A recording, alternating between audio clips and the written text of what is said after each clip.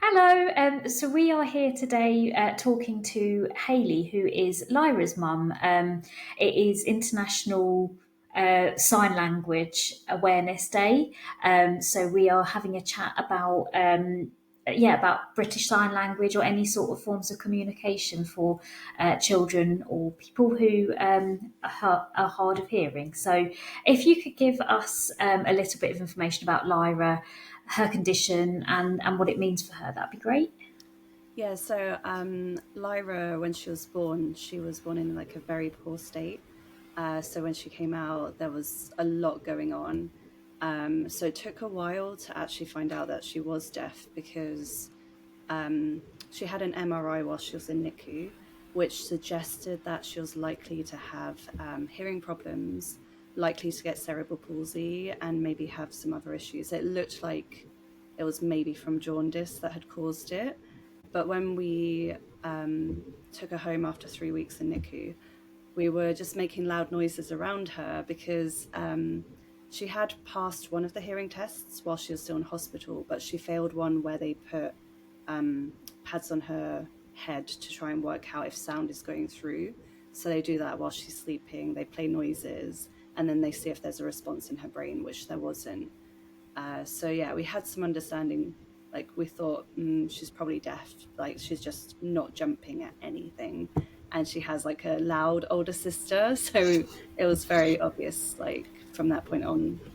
And then after more hearing tests, we found out actually the level of hearing loss she has is profound, which means she has no level of hearing whatsoever. Like she's never heard sound.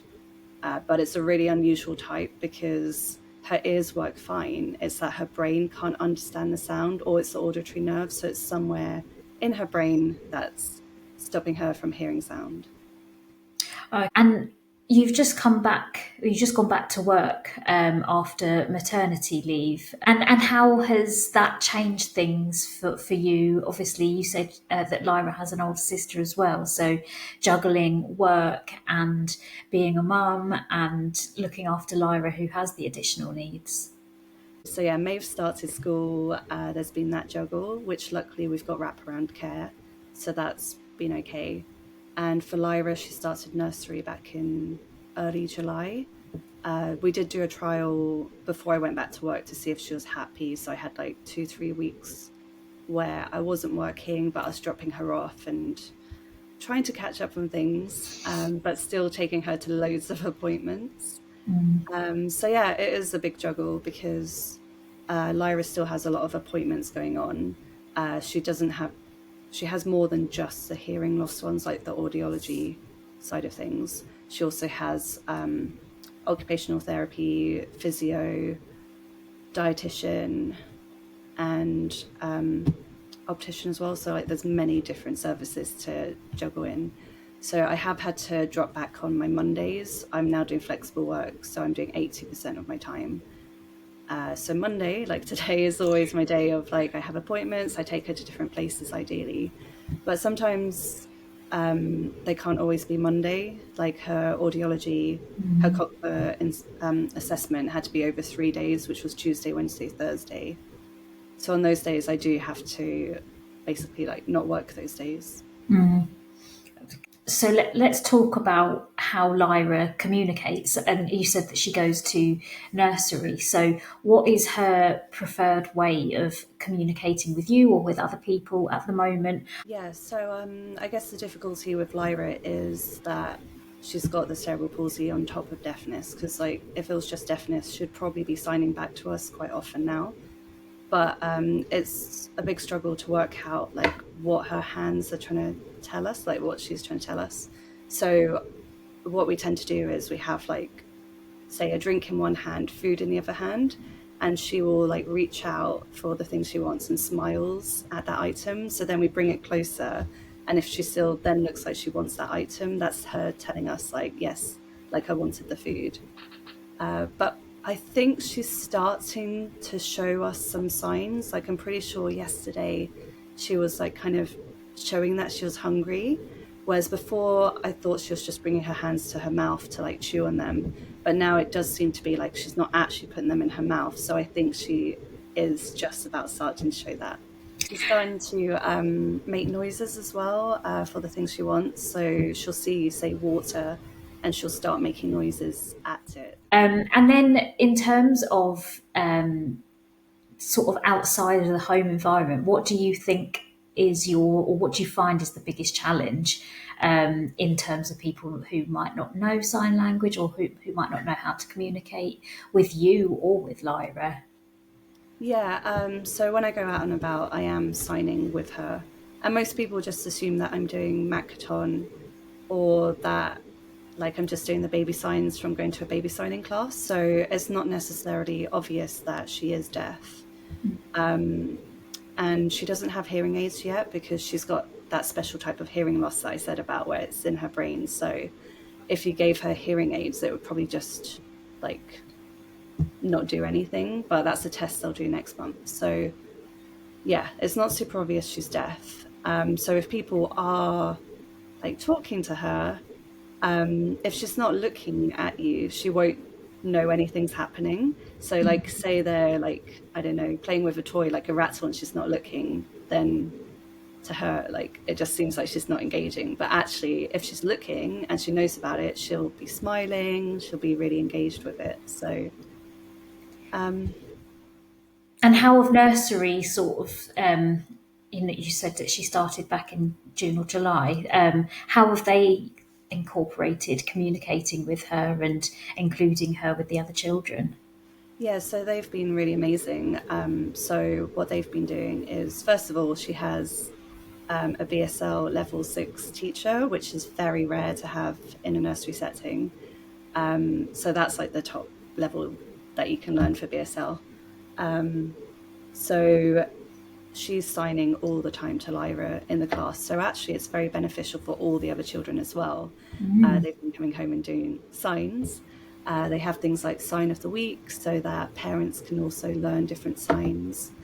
But they're also, I guess, learning through us as well. Like, so my Lyra's teacher of the deaf, this is person to help with her communication, will go into the nursery setting and give them tips like make sure the room is well lit, make sure that she's looking at you, reduce background noise, like different things that can help a child who is deaf. Is there anything now that you would wish for other people to know or understand about living with a child who is profoundly deaf, or doing anything that would make your life or Lyra's life easier?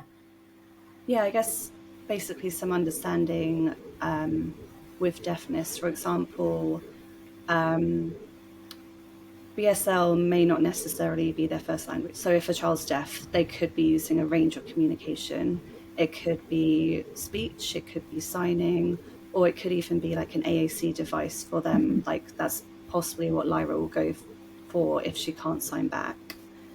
And also they can have hearing aids and then maybe still not be able to hear voices. Like it may be that actually they can only hear like very loud things like say cars going past, like different frequencies.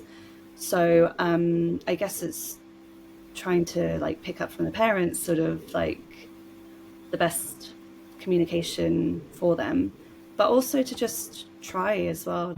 And that leads me on to like my last question about, are there any basic communications that in terms of signing that you think that anyone should know? So for example, something like hello or please and thank you, that would include Lyra, and what would be the best thing that anyone could know and or learn?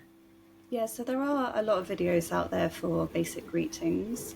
The number one question I get asked is, how do you say hello in BSL? And I mean, quite often it's just like what you would expect it to be. For example, like, how are you? To respond, like, good, you'd be like, well, Yeah. yeah, that is what you would do anyway. So I guess things like good morning, good evening. The main one I do with Lyra actually is probably like, what's that? What's that? So, and I guess her basic needs as well, for example, like the food or like a drink. Again, it's most of the time what you would expect it to be. So it's just trying to be like very visual with her, like using your hands. Um, and maybe one day, maybe she'll lip read. Like there's so many things that we just don't know, like if she will if she will be verbal in the future or not. And it's probably going to keep changing with her as well. The other thing as well is like, so when someone's talking to me and I'm like, oh, she's deaf, like quite often someone will like apologize, like, oh, I'm so sorry, like, but actually the deafness on its own, like that's absolutely fine. It's just like a different language. It's the combination with the cerebral palsy that's like the really difficult bit. So one thing it has led me to do is learn BSL officially. So I had tried before having Lyra. I tried a BSL course and it was online, but because I didn't have anyone to practice with, it was COVID times. This was my COVID thing to do. It just didn't go anywhere. So now, like, it's challenged me. For example, went to a cafe last year and I saw two people signing to each other. So with my basic skills back then, I said hello, and that my daughter was deaf.